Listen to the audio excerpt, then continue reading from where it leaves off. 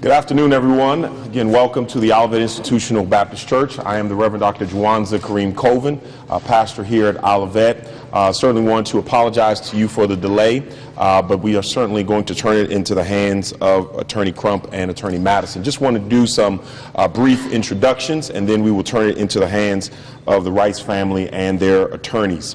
I want to take this opportunity to acknowledge the presence of Miss Samaria Rice, the mother of Tamir Rice, Miss Millie Warner Davis, the grandmother of Tamir Rice, their attorneys, as mentioned, Attorney Walter Madison and Attorney Benjamin Crump.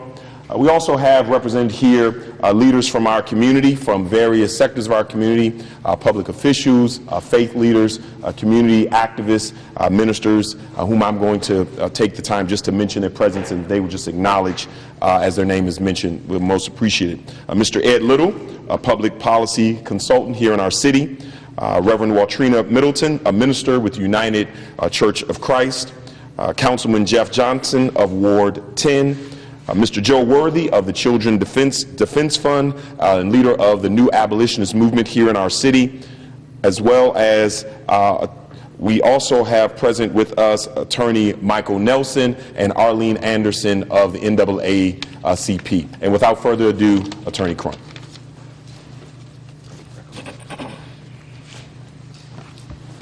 Good morning.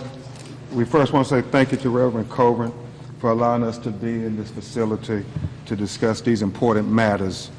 As he said, we're here with the mother of Tamir Rice, Samaria Rice, and her grandmother, Millie Warner Davis, and my co-counsel, Walter Madison. We come here to address the shocking response from the city for the first time in unison. Their response that said a 12-year-old child is responsible for his own death based on what we saw in that video because he wasn't careful.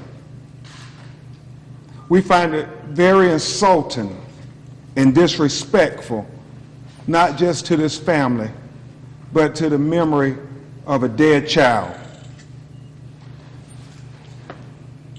The city had over 30 days, at least 30 days, Attorney Madison, to deliberate, to contemplate, and articulate their response to our complaint filed on behalf of Tamir Rice.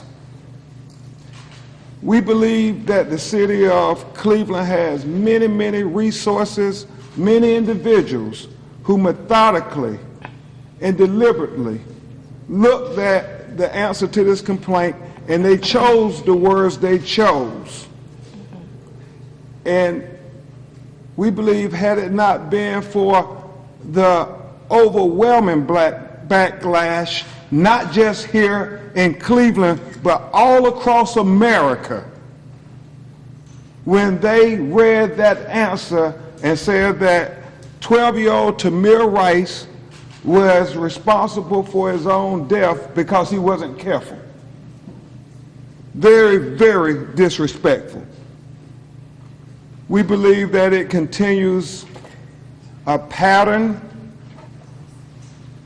from the police department, Reverend Colvin, and the city of disrespect to Tamir Rice and his family. It was very disrespectful how they killed Tamir Rice on that fateful day at the community center. It was disrespectful how they manhandled and tackled his 14-year-old sister, Tarjay, not once but twice. Put her in handcuffs, dragged her through the snow, put her in the back seat of the car, the same police car you see on that surveillance video, where she was handcuffed just 4 or 5 feet away from her 12-year-old brother as he laid in the snow dying. And it was disrespectful to Samaria Rice, their mother, when they restrained her and told her she had to make a choice after being told and discovering the shocking news that her 12-year-old son had been shot by the police. She had to make a decision because they commanded her to do so, whether to get in the police car with her 14-year-old daughter or get in the ambulance with her 12-year-old son.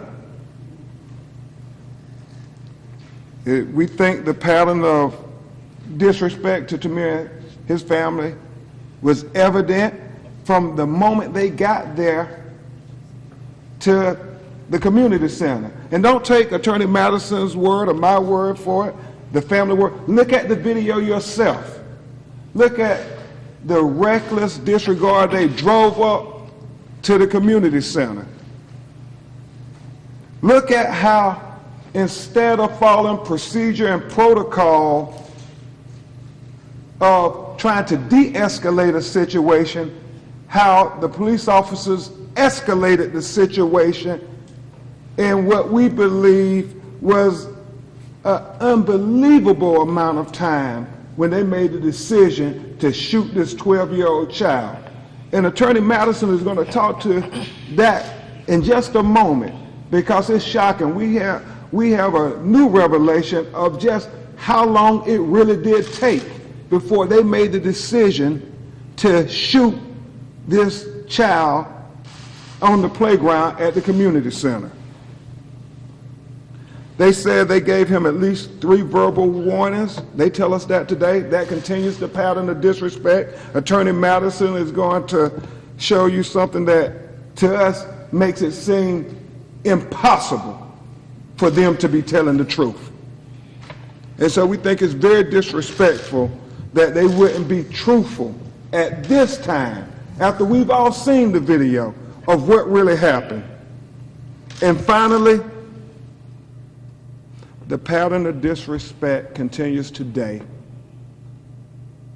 Anytime they try to justify what happened on that surveillance video that we see with our own eyes in any way other than to say, we made a mistake, we were wrong, we are at fault, and we want to try to heal this family and this city and move forward and try to learn from this.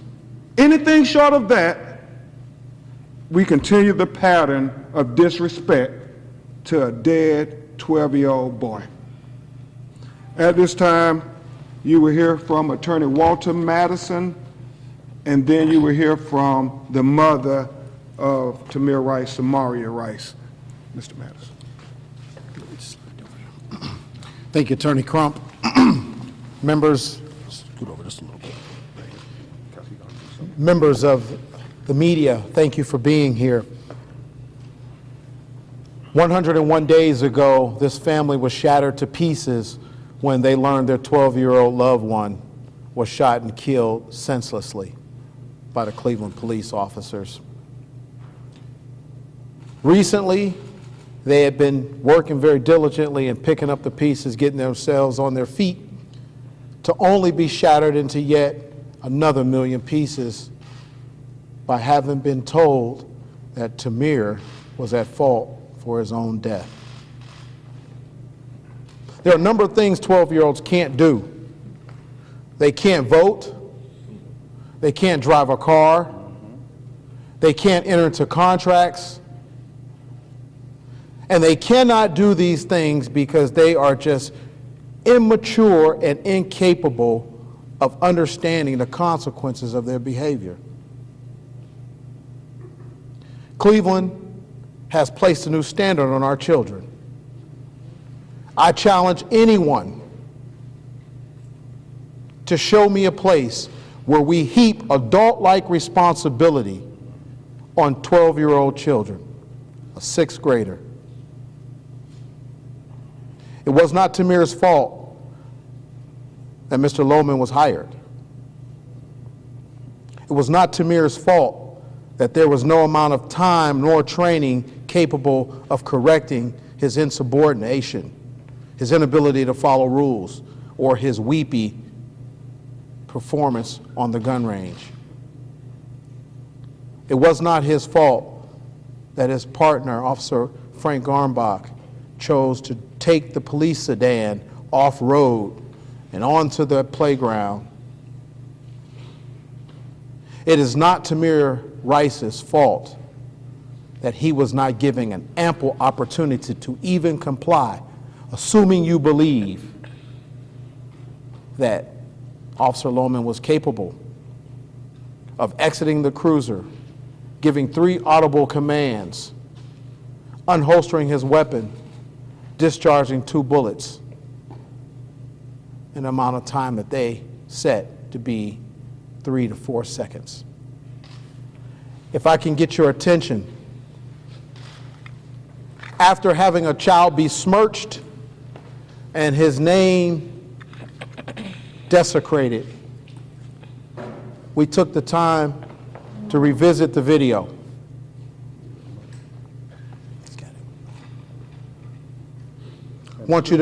And with this video, we want you to pay particular attention to the synchronized stop clock in the upper left-hand corner.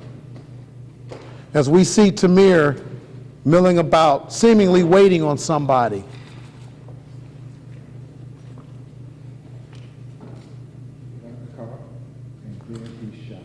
Tamir is shot in 0.792 seconds. It's not even a second when he goes down. And we wanted to make sure we demonstrated that their confession of 3 verbal commands seemed wholly implausible. When you look at that fact, that is their surveillance video from the community center. That is not our video. That is their video synchronized to a stopwatch that you can see and review for yourself. Less than 1 second, they made the decision to shoot. If that's not escalation, I don't know how you define it. That is not what is taught of de-escalation. Now you can only begin to understand how devastating it is for this family to hear that it was that baby boy's fault that he's dead. Thank you. And now you'll hear from his mother, Tamir Rice, and Pastor Coven, and we'll try to answer some questions. Take your time. I'm here today on behalf of my son, Tamir Rice. Also with me, his grandmother, Millie, and the rest of my family is here as well.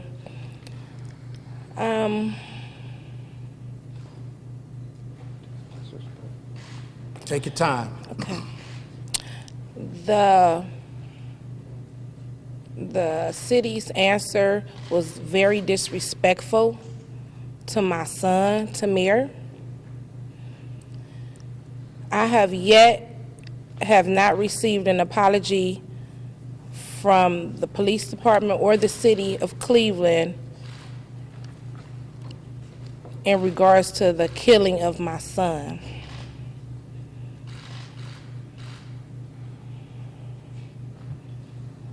And it hurts. That's fine. Okay. Pastor Coven. You do just fine.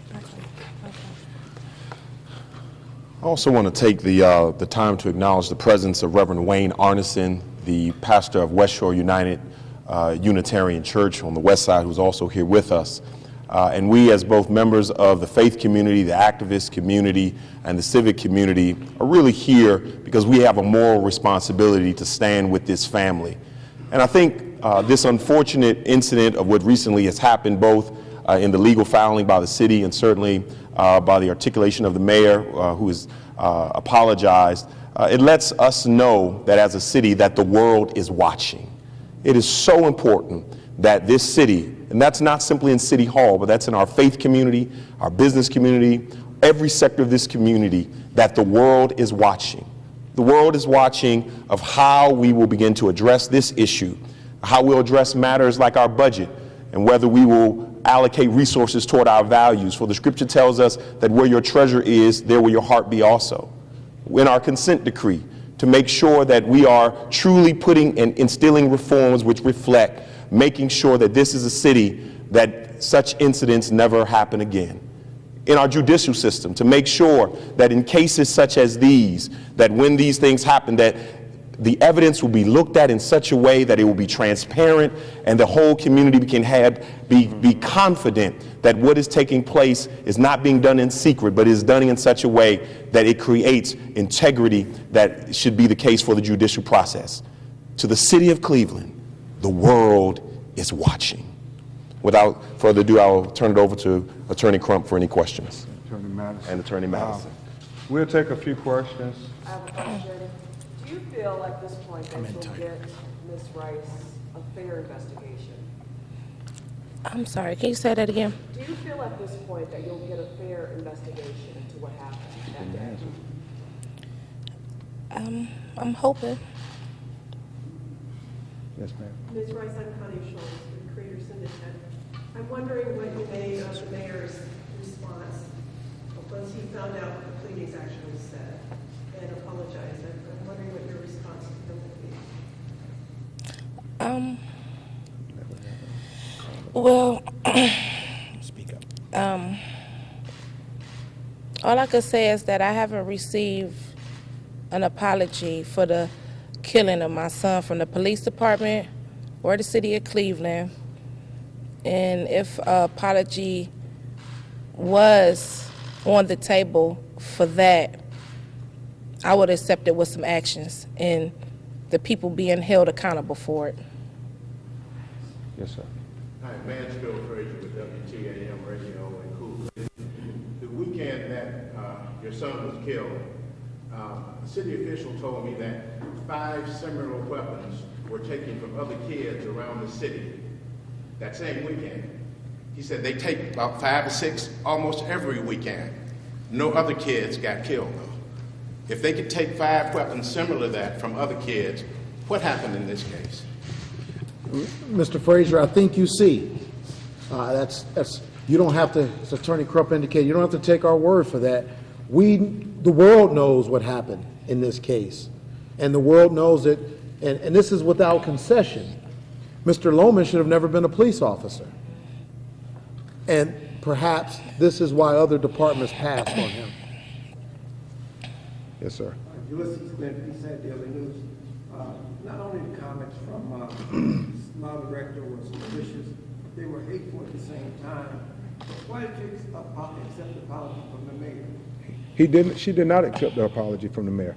Please understand what she said. Nobody has apologized for the killing of her son.